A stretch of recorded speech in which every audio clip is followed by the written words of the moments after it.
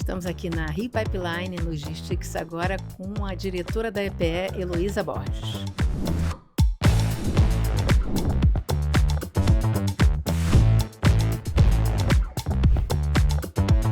Heloísa, obrigada por estar com a gente. Você vai apresentar aqui na Rio Pipeline o PIO, a nova versão do PIO, que é o Plano Indicativo de Oleodutos.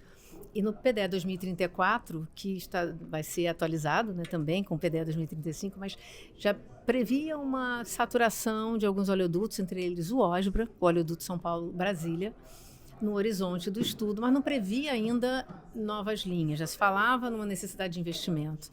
O que o PIO vai trazer de novidade? O que você pode adiantar do que você vai apresentar aqui? Bom, obrigada, Roseli, obrigada, Brasil Energia, pelo convite, pelo espaço, né? Como você bem falou, o PIO ele é um avanço, né? Uma nova edição do documento que a gente publicou em 2021.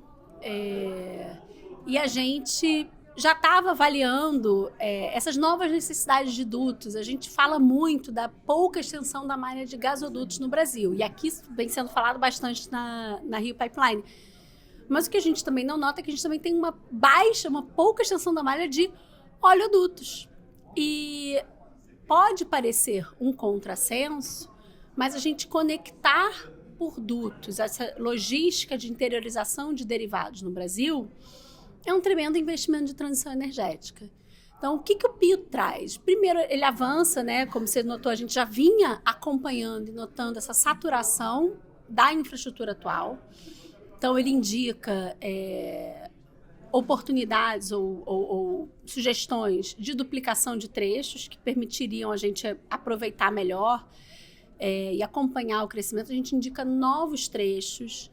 A gente faz um trabalho que até tem um artigo de uma das nossas técnicas aqui, até refletindo o PIO, falando especificamente de alguns dutos, de alguns derivados, dutos que a gente chama de dedicados, para QAV, por exemplo, que melhorariam muito essa conexão logística da distribuição de querosene de aviação.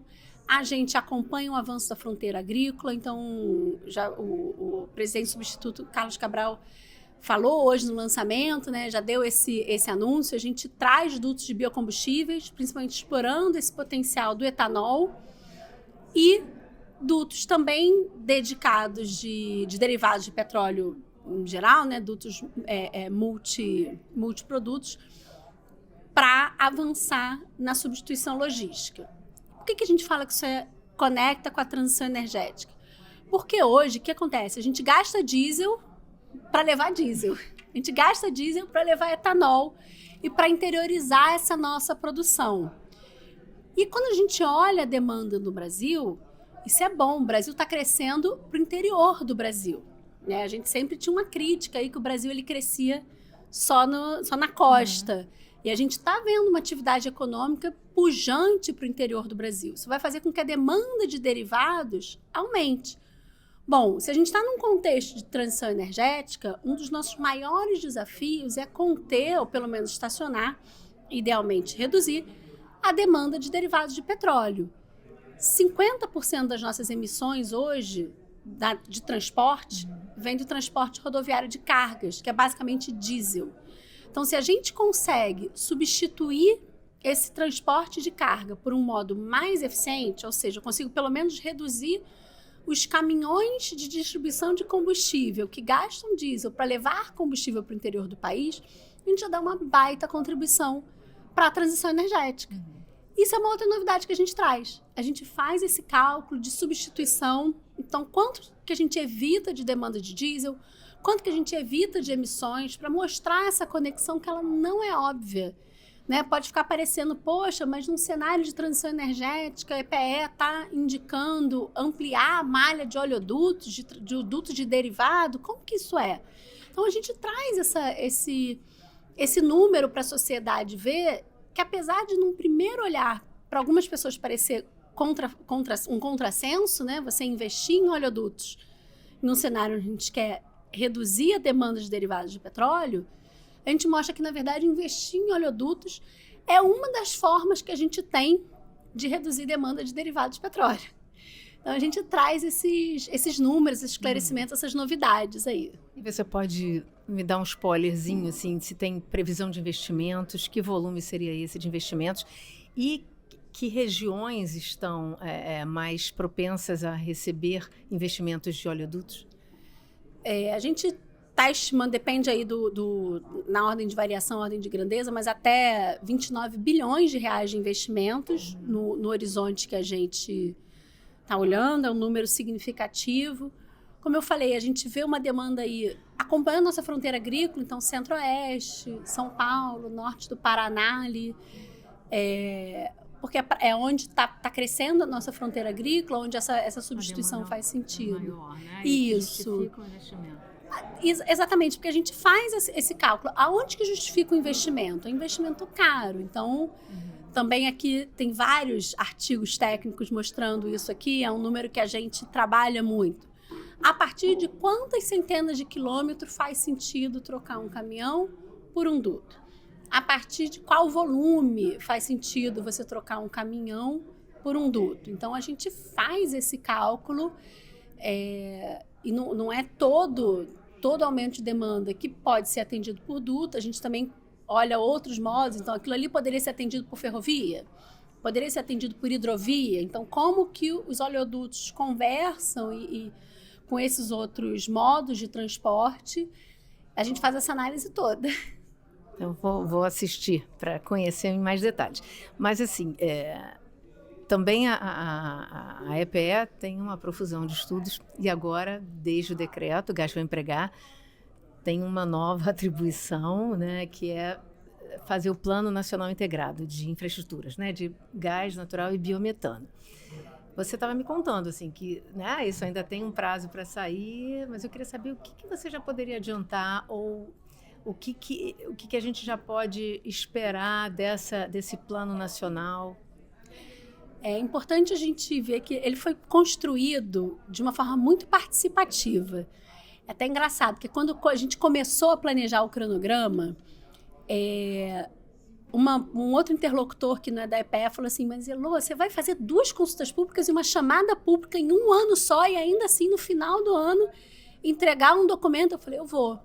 Porque eu preciso que a sociedade compreenda essa nova proposta e eu preciso que a sociedade participe da construção da metodologia, para eles entenderem de onde a gente está tirando os números. Porque eu falo muito isso, né? O plano, o documento, ele só serve se ele for utilizado pela sociedade brasileira, se ele for utilizado pelos formuladores de política, se ele for utilizado pelos empresários na sua tomada de decisão. Então, fazer um plano que não faça sentido e que eu publique no site e ninguém usa, não adianta de nada, não serve a ninguém. Então, o que a gente fez? A gente fez lá no início do ano, publicou uma nota metodológica, fizemos uma consulta pública da metodologia, estressamos bastante essa questão da onde que a gente ia tirar os dados, como que a gente ia trabalhar, como que a gente ia estimar aumento de demanda. Era uma preocupação muito grande. Já publicamos a versão final, tivemos uma participação boa, já publicamos a versão final e aí abrimos uma chamada pública para a gente receber informações, principalmente de oferta e demanda. Várias coisas bacanas aí também. Essa chamada pública a gente conseguiu construir um mecanismo que garantia a anonimização das informações, que garantia o sigilo das informações comerciais. É uma preocupação super válida e legítima dos empresários e a gente recebeu informação. E aí, como que estamos no nosso cronograma, né? A gente tinha até uma expectativa de lançar o Plano Nacional Integrado também aqui no Rio Pipeline. Lamento dizer que não vou conseguir cumprir essa expectativa, mas a gente ainda lança um documento para consulta pública em setembro. Ainda a gente tá nesse cronograma, atrasou ali um pouquinho, 1 ou 2 semanas, mas a gente ainda vai conseguir setembro. Estamos em fase de aprovação na diretoria da EPE e no Ministério dos principais traçados. E acho que uma grande novidade é que, para quem acompanha os documentos da EPE há muito tempo, as pessoas estão acostumadas ao que a gente chama da família do P, né? O PIG, o PIP, o PAITER, o PIO, é a nossa família do P lá da EPE. E os planos indicativos, eles são planos num horizonte exploratório, são planos num horizonte mais longo, com projetos de diferentes graus de maturidade. Muitas vezes não tem nenhum projeto é uma oportunidade que a EPE vê e está trazendo para a sociedade. O Plano Nacional Integrado, ele trabalha com horizonte fixo. Então, ele fala, olha o horizonte decenal, então, nos próximos 10 anos, e otimiza esses projetos olhando quais que, de fato, fazem sentido, porque qual que é a lógica dele? A ANP pegar esse plano e, a partir dele, acelerar o seu processo de tomada de decisão e autorização regulatória. E também dá mais segurança para o órgão regulador e para os agentes de como que essas coisas se integram. Da onde está vindo a oferta? Que muitas vezes a gente ficava no setor de gás natural num problema de ovo de galinha. Eu não tenho demanda porque não tem oferta. Aí a gente tinha uma descoberta de gás, suspendia o contrato na fase de exploração porque não tinha mercado de gás, porque não tinha demanda. E aí você ficava num lock-in, também ninguém queria construir infraestrutura, porque é um investimento de CAPEX significativo, se você não tem certeza de como que aquilo vai ser utilizado. Então, a gente tinha ali um processo que a gente viu uma assimetria de informação muito grande, que a gente chama, que estava atrasando a tomada de decisão. E aí tinha alguns projetos que a gente lá na EPE e no Ministério, a gente olhava e falava assim, puxa, mas isso aqui é óbvio. Por que ninguém faz? Não faz porque não tem informação. Não faz porque a gente não... Então, o Plano Nacional Integrado, ele tem esse olhar, como o nome diz, integrado, de olhar de onde estão vindo as fontes de oferta, de gás, e agora com essa novidade do biometano, como que isso conversa com a infraestrutura, tanto de escoamento, quanto de processamento, quanto de transporte, e aonde que está essa demanda, onde estão as oportunidades de expansão da infraestrutura para atender a demanda de forma competitiva, né? Porque a gente quer o energético, um outro plano que a gente vai lançar esse ano também, o Plano Nacional de Energia, que vai trazer os cenários de transição energética. Não estou dando aqui nenhum spoiler, é muito claro o papel do gás natural e do biometano nessa trajetória de transição, de transição energética. Está muito evidente, por exemplo, no Plano Clima. O Plano Clima, que estava em consulta pública, Plano Clima Mitigação, tanto indústria quanto energia traziam esse papel do gás natural e do biometano na descarbonização e no cumprimento das metas climáticas brasileiras. Bom, então a gente estava vendo já esses dois energéticos no longo prazo entrando de forma muito conectada e a gente começou a achar que a gente também precisava trazer essa informação. E aí, de novo, surge a questão, mas tudo tem que ser por duto? Vai sair construindo um monte de duto. Então, a gente faz também, no Plano Nacional Integrado, a reflexão. E o que aconteceria se essa demanda fosse atendida por gás natural comprimido, por gás natural liquefeito? Quais seriam os diferentes custos? Seria possível, num primeiro momento, você fazer por gás natural comprimido e depois chegar com duto? É uma possibilidade, principalmente no caso do biometano, onde a produção é muito pulverizada num volume relativamente pequeno. Então, a gente até constrói alguns hubs de biometano, onde você teria uma agregação e um aumento de volume que permitiria uma injeção da malha de transporte, mas em muitos setores. Nesse primeiro momento, o que vai fazer sentido econômico é essa distribuição por gás natural comprimido, GNC, ou gás natural liquefeito, né, o GNL. As redes locais, muitas vezes, corredores, né? Exatamente. E aí uma outra coisa que eu acho que é importante entender é essa questão da maturidade dos projetos. A gente sabe que... E por isso que vai ter uma consulta pública, né? O processo é público e transparente justamente para a sociedade poder se manifestar. Mas é possível que tenha gente que não viu o seu projeto lá. E a gente precisa ser absolutamente transparente. Não viu porque a gente não está vendo demanda, porque naquele momento o projeto não está maduro o suficiente nesse horizonte. Lembrando que a nossa ideia é publicar o plano a cada 2 anos. Então, a partir desse ano, a gente publica nos anos ímpares o Plano Nacional Integrado e nos anos pares a nossa tradicional família do P. Então, os planos indicativos, que são exploratórios, onde a gente analisa várias alternativas possíveis, até vários traçados possíveis para uma mesma demanda, para uma mesma solução, eles vão começar a sair nos anos pares e o Plano Nacional Integrado vai estar sempre nos planos ímpares, amarrando isso tudo. Continua um plano indicativo, não tem nada determinativo, mas desde o Gás Empregar, os projetos, ao entrarem com pedido de autorização na ANP, eles têm que ser submetidos à EPE para uma análise dentro do planejamento. Isso vai continuar ou o fato de existir o Plano Nacional Integrado, essa consulta não vai mais precisar existir, só se basear no plano? Se o projeto estiver no plano, não precisa consultar ninguém, porque já está claro que aquele projeto faz sentido de um ponto de vista de otimização dos recursos da sociedade brasileira. Se o projeto não estiver no plano, a ANP consulta a EPE para a EPE se manifestar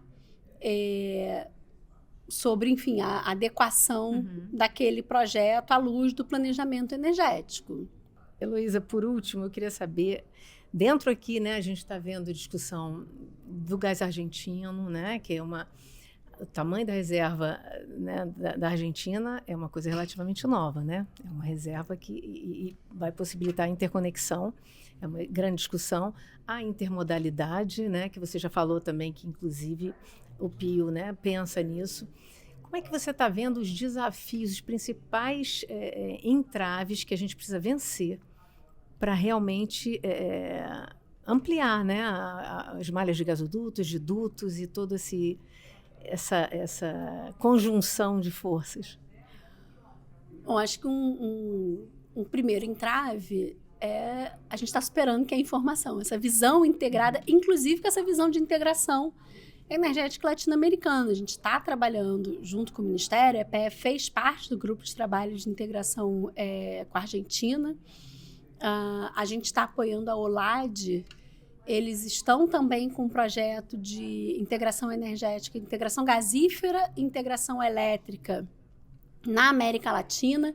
Isso é muito importante para a gente, porque não basta a gente construir a infraestrutura do nosso lado, né? Os nossos vizinhos precisam construir a infraestrutura do lado deles para chegar com gás. Então, essa visão integrada, cada vez mais integrada, era um primeiro entrave que a gente está superando. A compreensão, de novo, da natureza do investimento é muito importante e por isso que a gente passou a ser muito claro no horizonte temporal de transição energética, nessa questão do aproveitamento dos ativos no processo de transição, porque a gente está falando de investimentos que tem aí 30 anos no mínimo de depreciação, né, numa aprovação ali de investimento normal, mas que a gente sabe que duram pelo menos 50 anos. Então, se coloca essa questão. Ainda faz sentido? No horizonte de 30, 40, 50 anos, esse investimento faz sentido? E a gente achou que a gente precisava ser mais claro sobre isso. Que sim, faz sentido para o Brasil investir em infraestrutura dutoviária, tanto de gás quanto de líquidos. Não só faz sentido, mas é essencial para a nossa trajetória de transição energética. Isso é uma segunda mensagem que, durante muito tempo, essa dúvida travou investimentos e trazer essa clareza é importante. A questão do financiamento, é claro. O custo de financiamento é sempre um ponto relevante. E aí, de novo, todo o debate que a gente teve, que estamos tendo, do papel do gás natural, do papel do biometano no Plano Clima, que vai trazer a Estratégia Climática Nacional, na taxonomia sustentável, que endereça essas questões do financiamento, é como se tudo tivesse... É como se estivesse conectado, está tudo conectado, e a EPE tem essa visão da gente conseguir juntar essas pontas, porque a gente consegue ter essa expertise e essa atuação muito transversal. E o terceiro ponto, que a gente também está avançando, é a questão regulatória, né? Então, infelizmente, a agenda regulatória da ANP ficou atrasada, né? Ela se alongou muito. Agora, a agência, de fato, aí correu atrás, agora está sendo até criticada, porque andou com a agenda regulatória, primeiro você não andava e depois você está sendo criticado porque andou com a agenda regulatória. Mas é importante, que bom que esse é um bom debate, esse é um bom problema. Eu tenho várias questões para debater.